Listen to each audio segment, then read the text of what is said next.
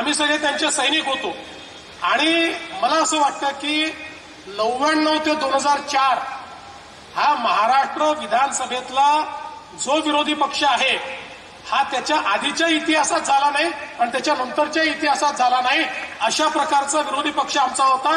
आमचे नेते राणेसाहेब होते आणि आम्ही सगळे शिवसेना भाजपचे लोक आणि विशेषतः आम्ही सगळे तरुण आमदार असे तुटून पळायचो की त्या ठिकाणी सरकारला पळता भुई थोडी व्हायची.